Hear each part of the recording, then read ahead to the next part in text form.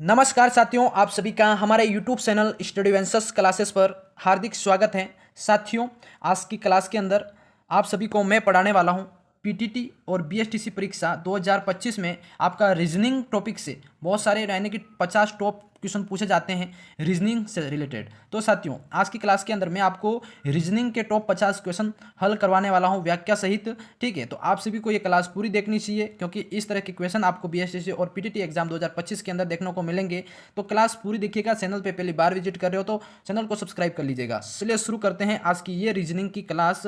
आप देख सकते हो ये काफ़ी इंपॉर्टेंट सेशन रहने वाला है जिसमें आपके यही प्रश्न परीक्षा के अंदर पूछे जाएंगे। ठीक है, तो चलिए शुरू करते हैं आज की क्लास। पहला प्रश्न आप सभी के बीच पूछा गया प्यारे साथियों। प्रश्न को पढ़िएगा, ये आपका मानसिक योग्यता रीजनिंग एमसीक्यू। ठीक है, प्रश्न फर्स्ट है आपका कि पोशाक, जैसे पोशाक अनुपात दर्जी होता है तो आपके सामने यहाँ पे क्या अनुपात होगा जिससे बढ़ई मिलता है, बढ़ई मतलब है बड़ा, ये अनुपात बताना है आपको। ठीक है, तो पोशाक का अनुपात दर्जी से है, वैसे ही पोशाक का संबंध दर्जी से है, तो बढ़ई का संबंध किससे हो जाएगा? तो बढ़ई का संबंध हो जाएगा साथियों ये आपका सी यानी कि फर्नीचर से हो जाएगा। यानी कि सी ऑप्शन आपके काफ़ी इंपॉर्टेंट है, इसमें राइट हो जाएगा। वेरी वेरी इंपॉर्टेंट क्वेश्चन है, क्लास को पूरा देखिएगा। ठीक है, अब अगले क्वेश्चन की तरफ बढ़ेंगे।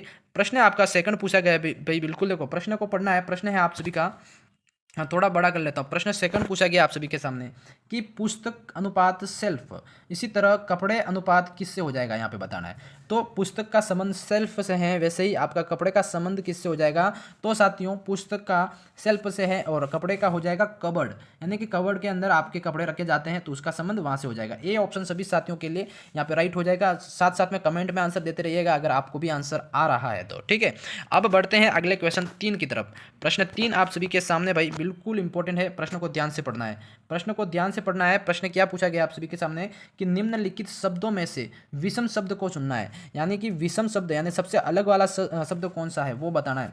तो पत्र और स्पीड पोस्ट है, एसएमएस और मनी ऑर्डर। यानी कि एसएमएस आपका फ़ोन द्वारा भेजा जाता है, बाकी पत्र ये ऑफलाइन आपके डाकिए द्वारा, स्पीड पोस्ट डाक द्वारा और इसके द्वारा भेजे जाते हैं। यानी कि विषम यहाँ पे एकदम आपका ये एसएमएस वाला हो जाएगा। यानी कि आपका इसमें सी वाला ऑप्शन साथियों वेरी वेरी इंपॉर्टेंट है। रीजनिंग के इसी तरह के क्वेश्चन पूछे जाते हैं, यानी कि रीजनिंग में टोटल 50 क्वेश्चन पूछे जाते हैं, उसमें एक प्रश्न आपका 3 नंबर का होता है। तो आपको ये क्वेश्चन हल करना बहुत जरूरी है क्योंकि इसमें बहुत ज़्यादा नंबर मिलने के चांसेस रहते हैं अगर आप ढंग से करते हो तो। अगला सवाल आपका पूछा गया है कि निम्नलिखित शब्दों में से विषम शब्द बताना है। तो इसमें भी वही प्रश्न पूछा गया है कि विषम शब्द बताना है आपको।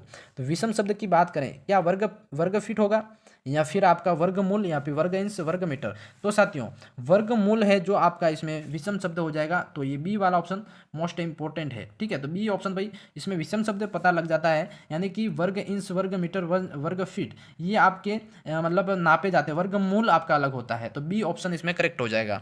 सवाल नंबर आपका 5वां पूछा गया है, काफ़ी इंपॉर्टेंट है। प्रश्न को पढ़िएगा भाई। प्रश्न है आपका कि प्रश्न यदि राम श्याम से अधिक धनवान है, क्या है? राम श्याम से अधिक धनवान है परंतु उतना नहीं जितना मोहन है, तो श्याम क्या है? अब बताना श्याम क्या है। मतलब ये प्रश्न काफ़ी कंफ्यूजिंग करने वाले होते हैं पर इसको समझना पड़ेगा आपका।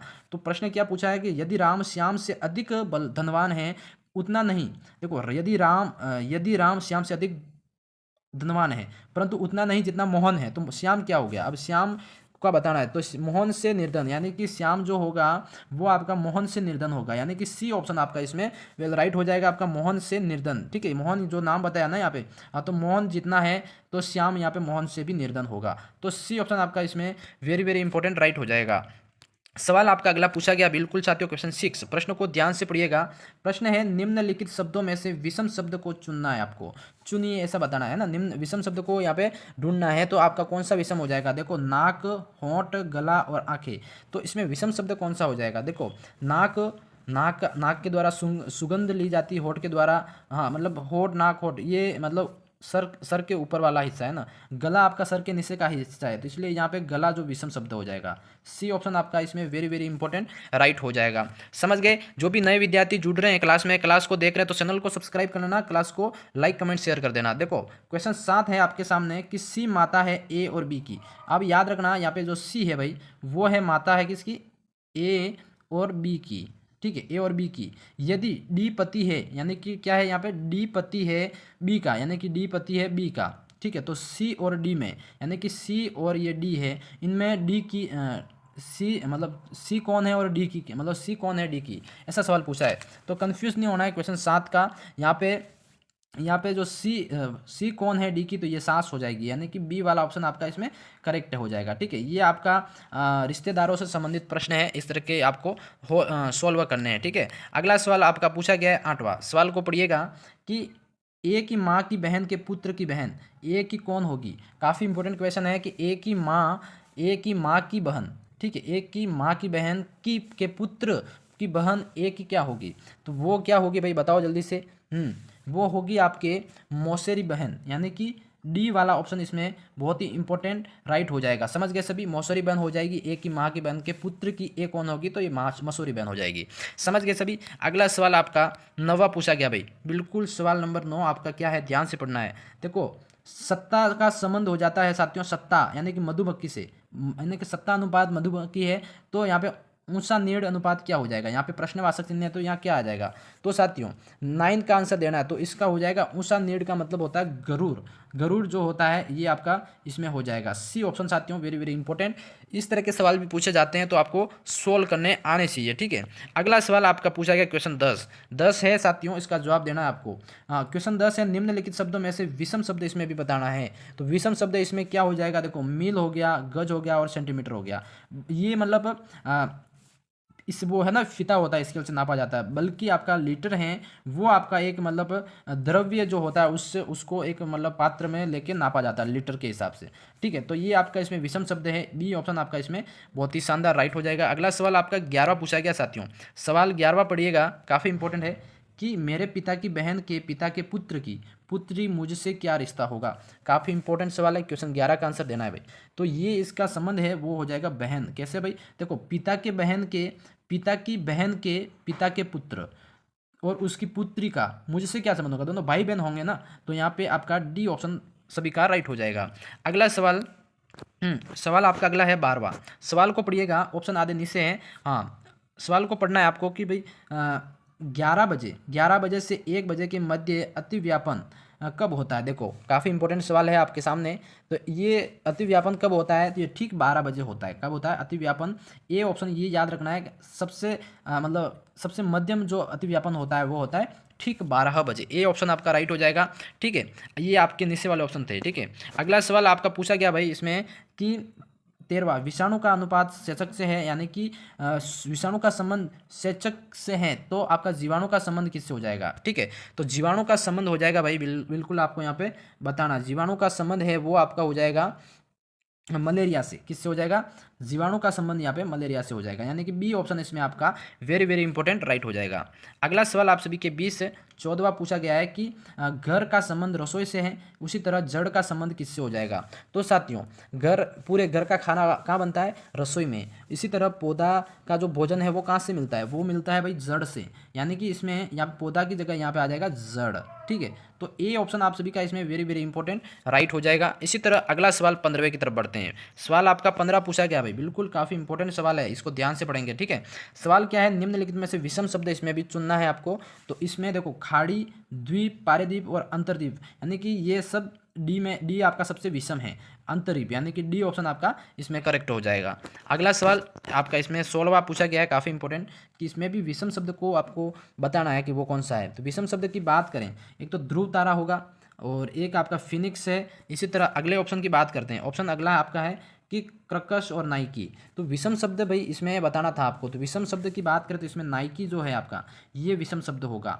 कैसे, हाँ इसमें देखो शब्द विषम शब्द ध्रुव तारा, फिनिक्स, क्रकश ये मतलब एक समूह में आते हैं, और नाइकी आपका इसमें विषम है, इसलिए डी वाला ऑप्शन आपका राइट हो जाएगा। अगला सवाल आपका 17वां पूछा गया है, काफ़ी इंपॉर्टेंट है, सवाल को पढ़ना है कि अजय ने कहा यह लड़की मेरे माँ की पोते की पत्नी है। अजय ने कहा कि यह लड़की, एक लड़की की तरफ बोलते हुए इशारा करते हुए कहा कि ये मेरे माँ की पोते की पत्नी है, यानी कि अजय उस लड़की का क्या होगा। तो आपको बताना भाई अजय उस लड़की का क्या होगा, जल्दी से बताओ। काफ़ी इंपॉर्टेंट है, तो अजय उस लड़की का हो जाएगा ससुर। क्या हो जाएगा? ससुर। सी ऑप्शन आपका इसमें करेक्ट हो जाएगा।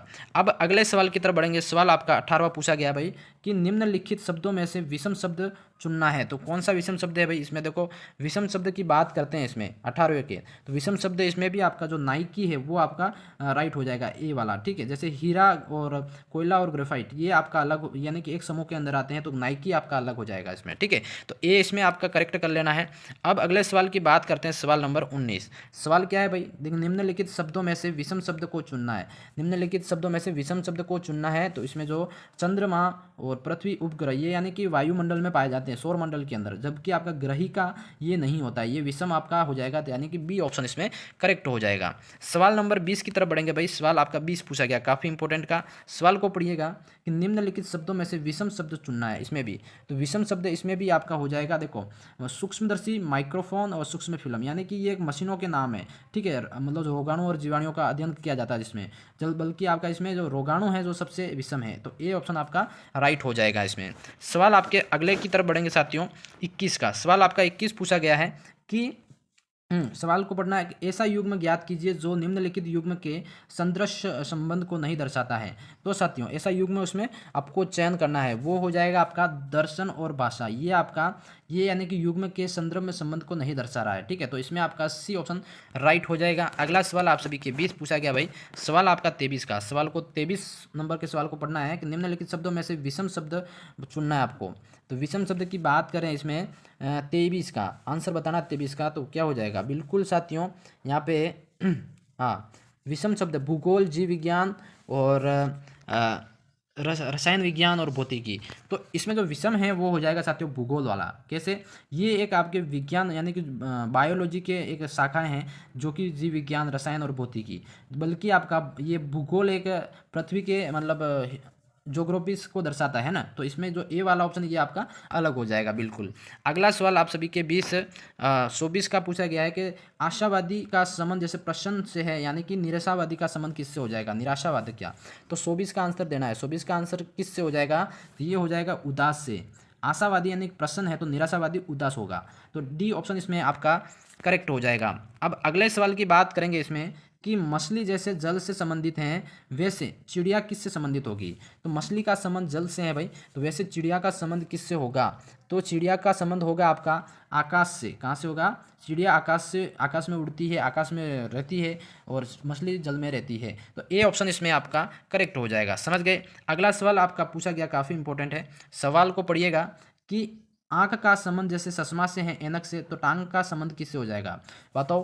बिल्कुल, आंखों के ऊपर आप चश्मा लगाते हो तो टांग के ऊपर आप टांग किसके सहारे चलता है? टांग आपका मतलब वैसाखी हो जाएगी। ठीक है, तो डी ऑप्शन आपका इसमें सभी का करेक्ट हो जाएगा। सवाल आपका 27 का पूछा गया साथियों, ये भी काफ़ी इंपॉर्टेंट है सवाल। ठीक है, तो सवाल को पढ़िएगा। क्वेश्चन 27 सवाल क्या है कि जहाज जैसे कप्तान से संबंधित है, वैसे ही अखबार किससे संबंधित होगा? तो अखबार आपका संबंध हो जाएगा साथियों संपादक से संबंधित। किससे? अखबार कौन बनाता है? संपादक, यानी कि बी ऑप्शन आपका इसमें राइट हो जाएगा। साथियों रीजनिंग की इस क्लास के अंदर पीटीटी बीएसटीसी की तैयारी करने वाले सभी साथियों के लिए टोटल आपके यानी कि 27 क्वेश्चन मैंने करवाए। क्वेश्चन अच्छे लगे हो तो वीडियो को लाइक करना, चैनल को सब्सक्राइब करना। इसी तरह की रीजनिंग क्लासेस और पढ़ना चाहते हो तो कमेंट्स में जरूर बताइएगा। आप सभी के लिए रेगुलर रीजनिंग क्लास भी लगा दी जाएगी।